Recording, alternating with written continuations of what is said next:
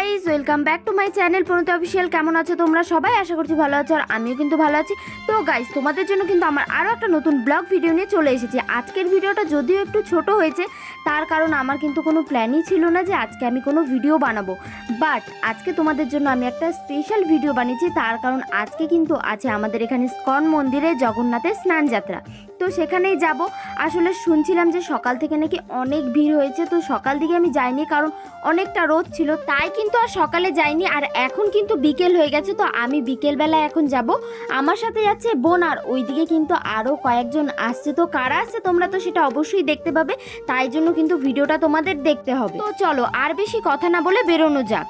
তো এখন কিন্তু আমি চলে এসেছি, আর জানো এখানে আমরা বসেছিলাম টোটোর জন্য, আর এইদিকে অশ্মি সোনা ছিল যে কিন্তু যাওয়ার জন্য প্রচণ্ড জেদ করছিল। তো ওকে আমি বললাম যে না, যেতে হয় না, কারণ ইস্কন মন্দিরে কিন্তু প্রচণ্ড ভিড় হয়েছে, আর ওকে নিয়ে কিন্তু আমি সামলাতে একদমই পারবো না। তো তাই বললাম যে থাকো তুমি বাড়িতে, আমি তোমার জন্য খাবার নিয়ে আসবো। আর ও তো কিছুতেই কথা শুনবে না, এদিকে বোনকে জড়িয়ে ধরছে, আমার কোলে উঠে বসছে, মানে ওকে নিয়ে যেতেই হবে। তারপরে কিন্তু বোনকে বললাম যে ওকে একটু বুঝিয়ে সুঝিয়ে বাড়ি দিয়ে। তো ওকে তারপরে বোন বাড়ি দিতে চলে গেছিলো, আর আমার কিন্তু তারপরে ভিডিও আর করা হয়নি। এখন কিন্তু আমি মন্দিরে চলে এসেছি, তো ভিডিওটা কিন্তু আবার এখান থেকে শুরু করলাম। তো দেখো এখন কিন্তু আমরা ইস্কনের ভেতর দিকে যাচ্ছি, আর বাপ রে বাপ এত ভিড় ছিল সেটা তোমাদেরকে কি বলবো। তারপরে ভাবলাম যে একদম যে মন্দিরের ভেতরটা আছে তো সেখানে যাই। আর এই ভেতরে কিন্তু এখন হচ্ছিল সন্ধ্যা আরতি, তো আমরা এখানে কিছুক্ষণ সন্ধ্যা আরতি দেখে বাইরে চলে এসেছিলাম। আর দেখো কে এসেছে, হ্যাঁ সোনু পাখি, পূজা, ওরা সবাই এসেছে। তোমাদেরকে তো প্রথমে বললামই যে আজকে কিন্তু ওখানে আমরা একা যাচ্ছি না, আরও অনেকেই আসছে। তো এখানে পূজার ননদ মানে অনেকজনই এসেছে। তো আমরা কিন্তু এখানে তিলক পরে নিচ্ছিলাম। প্রথমে পূজা, লালি সবাই তিলক পরে নিল, আর এখন কিন্তু আমিও তিলক পরে নিচ্ছি। যদিও সেরকমভাবে তিলক পরা হয় না, যদি মাঝে সাঝে ইস্কনে যাই তো সেখানে কিন্তু তিলক পরি।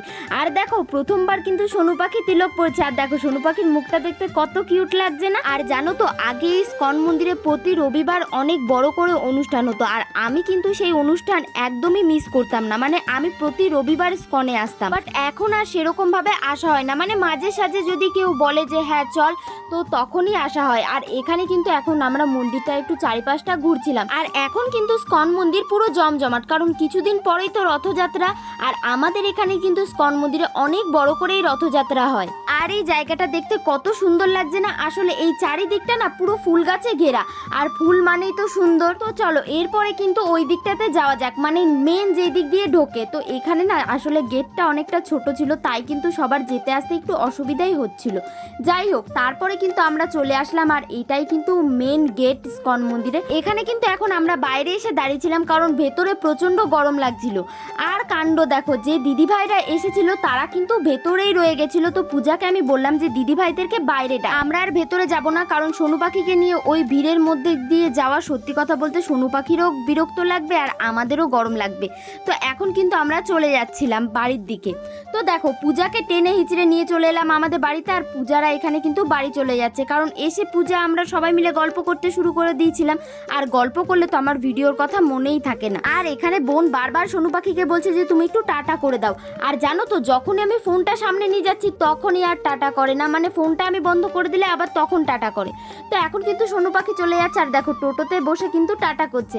তো এখন কিন্তু পূজারা বাড়ি চলে যাচ্ছে, আর আমিও কিন্তু চলে এসেছি ঘরে। আর দিদি আমাকে এখানে বলছে যে জানিস তোরা অশ্মিকে নিয়ে যাসনি জন্য অশ্মি সেই বাড়ি গেছে, আর এখনো কিন্তু আমাদের বাড়িতে আসেনি। তো আমি দিদিকে বলছিলাম যে ও এখন রাগ করে আছে, তো ও কিছুক্ষণ আসবে না, তারপরে কিন্তু আবার একাই আসবে। আর ওর জন্য আমি যেহেতু বলেছি যে খাবার নিয়ে আসবো, এসে কিন্তু ঠিক আমাকে বলবে যে পু আমার জন্য খাবার কই এনেছিস। আর এখানে দাঁড়িয়ে দাঁড়িয়ে আমি ভিডিও বানাচ্ছি, আর ওই ঘর থেকে ভাই বলছে যে জানলাটা তুই তাড়াতাড়ি বন্ধ করবি কি।